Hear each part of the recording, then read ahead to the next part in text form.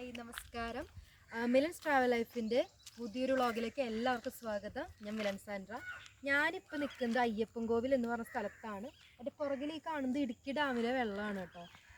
പിന്നെ ഇവിടുത്തെ ഏറ്റവും രസകരമായ കാഴ്ച എന്ന് പറഞ്ഞാൽ പുല്ലൊക്കെ ഉണങ്ങി നിൽക്കുന്നുണ്ട്, എന്നാലും പശുക്കൾ എന്തൊക്കെയോ നെയ്യുന്നുണ്ട്. അതുപോലെ തന്നെ കടത്തുവഞ്ചികളുണ്ട്. പിന്നെ കൊമേഴ്ഷ്യൽ ആവശ്യത്തിനാന്ന് തോന്നുന്നു എന്തൊക്കെയോ അങ്ങോട്ടും ഇങ്ങോട്ടൊക്കെ കൊണ്ടുപോകുന്നുണ്ട്. മനുഷ്യന്മാരൊന്നും അവിടെ കാണുന്നില്ല, എന്തൊക്കെ സാധനങ്ങൾ കൊണ്ടുപോകുന്നുണ്ട്. പിന്നെ അതാ ബാക്കിൽ കണ്ടോ ഒരു തൂക്കുപാലം, അത് കഴിഞ്ഞ പ്രളയത്തിന് എന്തോ ഡാമേജ് പറ്റിയെന്ന് തോന്നുന്നുണ്ട്. പിന്നെ ഒരു മുന്നറിയിപ്പ് ഇവിടെ വെച്ചിട്ടുള്ളത് എന്താണെന്ന് വെച്ചാൽ നല്ല ആഴമുള്ള വെള്ളമാണ്, ഇറങ്ങരുതെന്നാണ് വെച്ചിരിക്കുന്നത്. അതുവരെ ഞങ്ങൾ ഇറങ്ങിയിട്ടില്ല.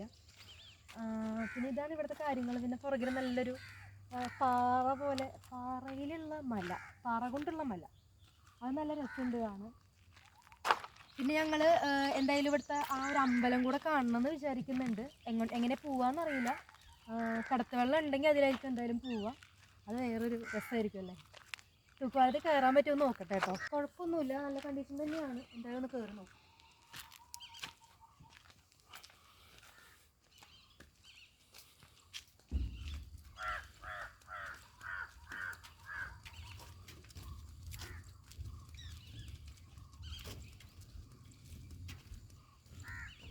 ആ സൈഡ് നല്ല വ്യൂ ആണ് കേട്ടോ.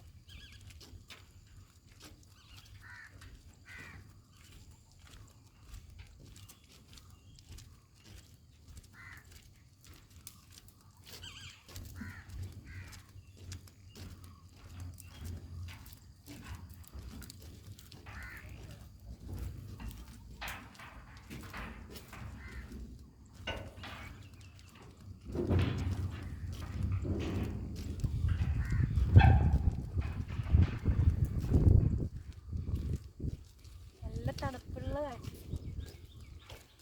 ഇവിടെ നിൽക്കുമ്പോൾ ഏറ്റവും നല്ല ഹൈലൈറ്റ് ചെയ്യുന്ന വ്യൂ ആ സൈഡാണ്. അതുപോലെ തന്നെ പാലം ഭയങ്കര ഇളകിയിട്ടാണ് നിൽക്കുന്നത്.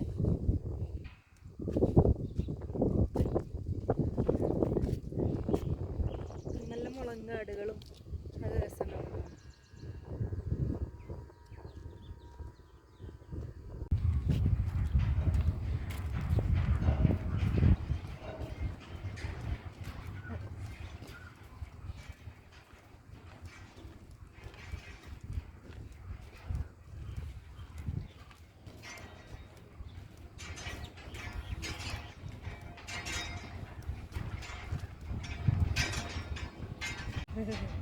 നല്ല തണുപ്പാട്ടോ. അവിടെ നിറയെ വെള്ളങ്ങളൊക്കെ ഉണ്ട്, കുറേ വെള്ളമുണ്ട്. ഈ സൈഡും നല്ല രസമുള്ളൊരു വ്യൂ തന്നെയാണ്. ഇവിടെ മെയിനായിട്ട് കടലും മലയും, കടലല്ല, സോറി ഗൈസ്, പുഴയും മലയുമാണ് മെയിനായിട്ട് കാണുന്നത് സൈഡാകുമ്പോൾ.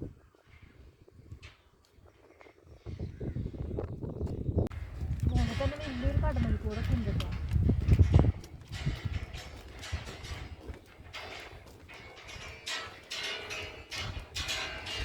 ഇവിടുത്തെ കമ്പിയൊക്കെ വെച്ചിട്ടുണ്ട്.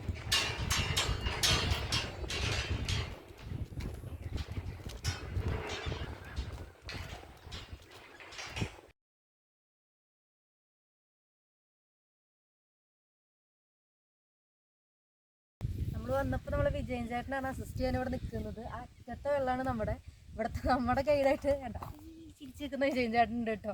വേറൊരു കാര്യം വളരെ സ്പെഷ്യലായിട്ട് എനിക്ക് ഇവിടെ തോന്നിയത് എന്താണെന്ന് വെച്ചാൽ എൻ്റെ പുറകിലൊരു വഴി കാണുന്നില്ല, ആ വഴി ഇങ്ങോട്ടേക്ക് കണക്ട് ചെയ്യുന്നുണ്ട്. ശരിക്കും വെള്ളത്തിൻ്റെ അടിയിൽ കൂടെ തന്നെ കണക്ട് ചെയ്യുന്നുണ്ട്. ഇപ്പോൾ വെള്ളം കൂടിയ കാരണം നമുക്ക് കാണാൻ പറ്റാതെയാണ്. ഇതിൻ്റെ താഴത്തെ കൂടെ ഒരു കോൺക്രീറ്റ് പാലം പോകുന്നുണ്ട് വണ്ടികൾക്ക് കയറി പോകാനായിട്ട് കേട്ടോ. അത് വളരെ വലിയൊരു സംഭവമാണ് കേട്ടോ.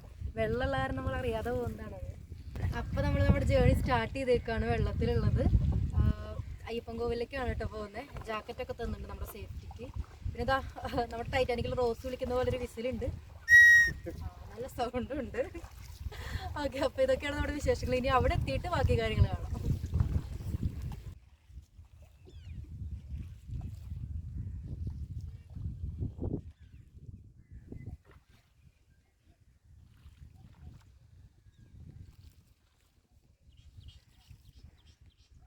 ശ്രദ്ധിച്ചിട്ട് കഴിഞ്ഞാൽ ഇല്ലി പാട്ട് പാടുന്ന കേട്ടോ.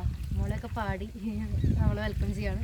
പിന്നെ ഇവിടുന്ന് 1.5 കിലോമീറ്ററോളം നമ്മൾ തുഴഞ്ഞ് തന്നെ പോകണം. ഇവിടെ മോട്ടർ യൂസ് ചെയ്യാൻ പാടില്ല എന്നാണ്, കാരണം ഇത് എക്കോ ടൂറിസം ഏരിയ ആണ്. അത് കാരണം നല്ല നാടൻ കെടുത്തുവഞ്ചി തന്നെ കൊണ്ടുപോകാൻ പാടുള്ളൂ എന്നാണ് ഗവൺമെൻറ്റിൻ്റെ ഓർഡർ. അപ്പോൾ നമ്മളിങ്ങനെ പോയിക്കൊണ്ടിരിക്കുകയാണ്. ഞാൻ എന്താ പറയുക, ഓരോ ദിവസം ഓരോരോ എക്സ്പീരിയൻസിലൂടെ കടന്നു പോയിക്കൊണ്ടിരിക്കുന്നത്. നല്ല നല്ല രസമുണ്ട് കേട്ടോ ഇങ്ങനെ വരാൻ.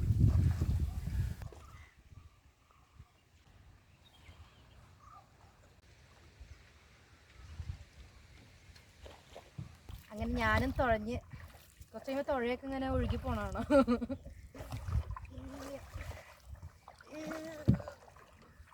ഞാൻ മാത്രം തുഴഞ്ഞിട്ടാ വഞ്ചി പോന്നു.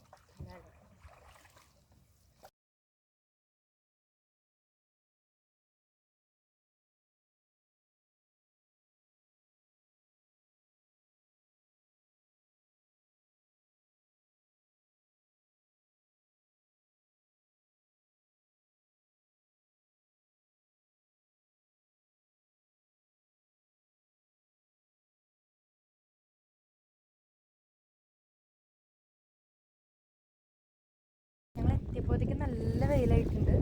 ആ കാണുന്നതാണ് അയ്യപ്പൻ കോവിൽ ടെമ്പിൾ കേട്ടോ.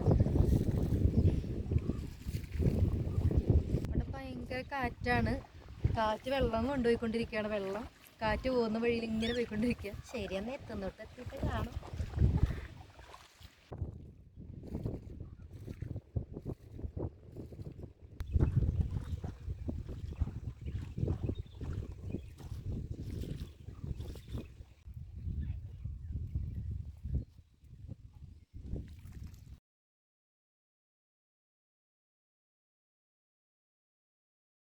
നമ്മളിപ്പോൾ നിൽക്കുന്ന അയ്യപ്പൻ കോവിലിൻ്റെ മുൻപിലാണ്.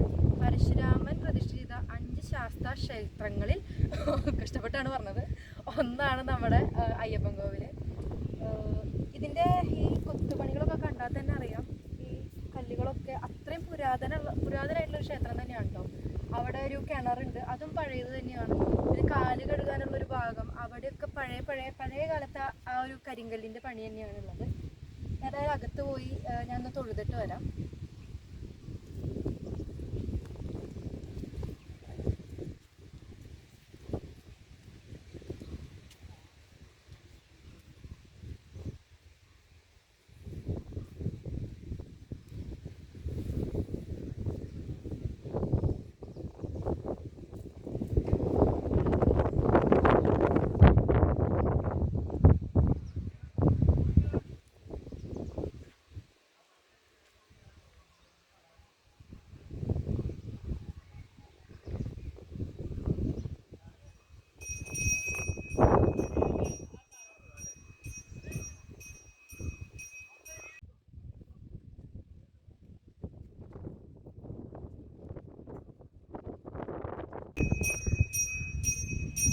മഴക്കാലത്ത് വെള്ളം കയറുമ്പോൾ നടന്നു വന്ന് പൂജ ചെയ്യാനും തൊഴാനുള്ള വഴിയാണ്. അത് മുഴുവൻ വെള്ളമായിരിക്കും. ഈ വഴിക്കൊന്നും കയറാൻ പറ്റില്ല. ആ വഴിയൊക്കെ കടഞ്ഞു പോകും. നമ്മൾ കയറി വന്ന ആദ്യമേ ഏരിയയാണ്. അതുകൊണ്ട് തന്നെ ഇതിലൂടെ വന്നാണ് നമ്മൾ തൊഴാനൊക്കെ വരുന്നത്. താഴെ ഒരു നിലവറയുണ്ട്. ഞാൻ ഇനി അടുത്തത് അങ്ങോട്ടേക്കാണ് പോകാൻ പോകുന്നത്.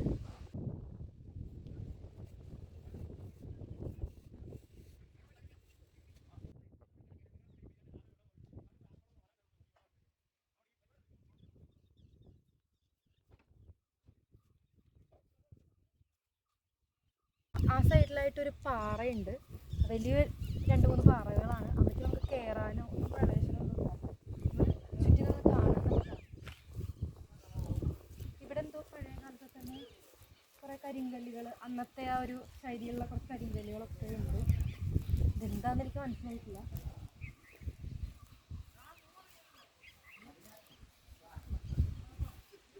പുല്ലിനൊക്കെ ഭയങ്കര ഒരു മഞ്ഞിൻ്റെ ആ തുള്ളികൾ തന്നെയാണ് കാല് തട്ടി പോകുന്നത്. അപ്പം നമ്മളിപ്പോൾ നിലവറയുടെ അവിടെ എത്തിയിട്ടുണ്ട്.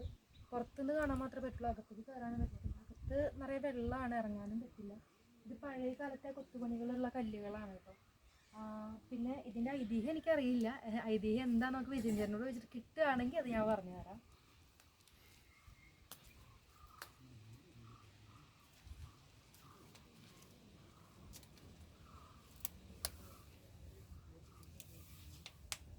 ഞാൻ പറഞ്ഞ പോലെ ഇത് ഇപ്പോഴാണ് നിലവറയായത്. പണ്ട് കാലത്ത് ഇവിടെ നിന്നും മധുരമീനാക്ഷി ക്ഷേത്രത്തിലേക്ക് കണക്ട് ചെയ്യുന്ന ഒരു തുരങ്ക പാതയായിരുന്നു. വളരെ എന്താ പറയുക, ഗ്രേറ്റ് ആൻസിസ്റ്റേഴ്സ് അല്ലേ. അപ്പോൾ അങ്ങനെ ഒരു വഴിയായിരുന്നു. ഇപ്പോൾ ഇത് ഓർമ്മയ്ക്ക് വേണ്ടി ഒരു നിലവറയാക്കി മാറ്റി വെച്ചേക്കാണ്. ആ വഴിയൊക്കെ മൂടിപ്പോയിട്ടുണ്ടാവണം. അപ്പോൾ എനിക്ക് തോന്നുന്നു മേൽശാന്തി പറഞ്ഞത് എന്താണ്, ഇവിടെ ഞാൻ ഒന്ന് പരിഗണന ഇവിടെ വെള്ളം ഇറങ്ങിക്കഴിഞ്ഞാൽ വിളക്കൊക്കെ കത്തിച്ച് പ്രാർത്ഥിക്കുന്ന ഒരിടം തന്നെയാണ്. നമ്മൾ നേരത്തെ വഞ്ചിയിൽ വന്നപ്പോൾ ഒരു പാറ കണ്ടിരുന്നില്ല, വലിയ ആ പാറ തന്നെയാണ് ഇപ്പം എൻ്റെ പുറകിലുള്ളതും. ഇതിനൊരു ചരിത്രമുണ്ട്. അതെന്താണെന്ന് വെച്ചാൽ ഹനുമാൻ സ്വാമി ശ്രീരാമൻ്റെ കാലത്ത് എടുത്തു വെച്ച പാറയാണെന്നാണ് വിശ്വസിക്കപ്പെടുന്നതും പറയപ്പെടുന്നതും. അങ്ങനെയാണ് ഞാൻ കേട്ടത്. ഇതൊക്കെ മേൽശാന്തി പറഞ്ഞെന്ന അറിവുകളാണ് കേട്ടോ.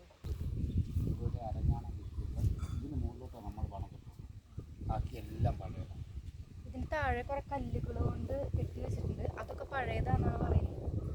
ഈ ഭാഗം മാത്രമാണ്, ഈ കോൺക്രീറ്റ് മാത്രമാണ് നമ്മൾ ഇപ്പം കെട്ടിയത്, പുതിയതായിട്ട് വന്നിട്ടുള്ളത്. ബാക്കി എല്ലാം പഴയതാണ്. പഴയ കാലത്ത്, അന്നത്തെ കാലത്ത് കെട്ടിയൊരു കിണറാണ്.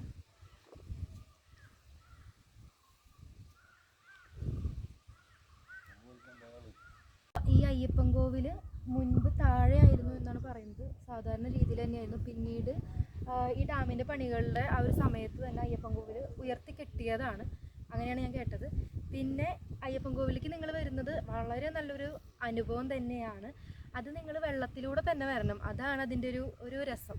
പിന്നെ വേണമെങ്കിൽ നിങ്ങൾക്ക് കാറിൽ വരാം, അല്ലെങ്കിൽ അവിടെ വെള്ളം വറ്റി കഴിയുമ്പോൾ നടന്നും വരാം. അതിനേക്കാളൊക്കെ ഞാൻ നിങ്ങൾക്ക് സജസ്റ്റ് ചെയ്യുക ഉറപ്പായിട്ടും വെള്ളത്തിലുള്ള ഒരു വരവ് തന്നെയാണത്. മനസ്സ് നന്നായി റിഫ്രഷ് ആക്കുന്നുണ്ട്. പിന്നെ ഇവിടത്തെയുള്ള ഒരു പ്രത്യേകതരം ഒരു മനസ്സിനൊരു വളരെ വലിയൊരു ശാന്തി കിട്ടുന്ന ഒരു സ്ഥലം തന്നെയാണ് കേട്ടോ അയ്യപ്പൻ കോവിൽ.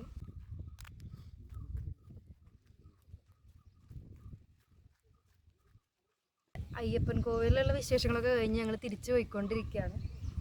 ബാക്കി അവിടെ എത്തിയിട്ട്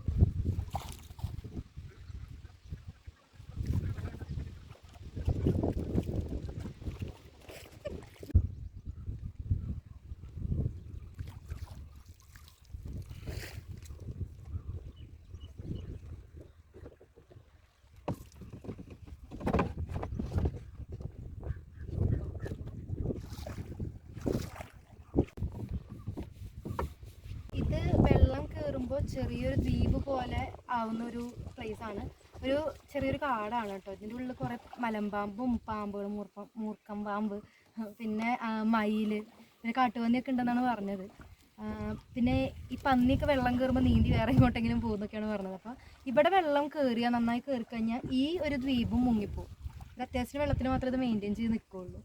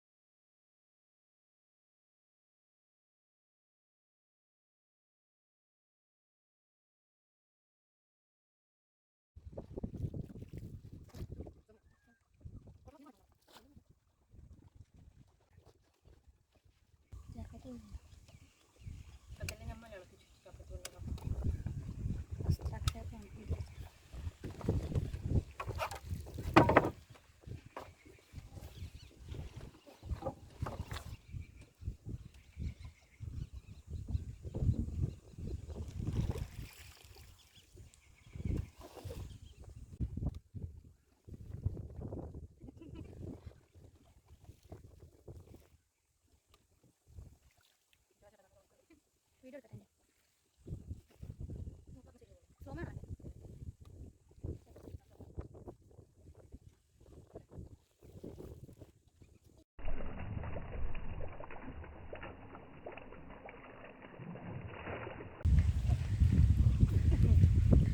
അപ്പോൾ ഇതൊക്കെയാണ് നമ്മുടെ അയ്യപ്പൻ കോവിൽ വിശേഷങ്ങൾ.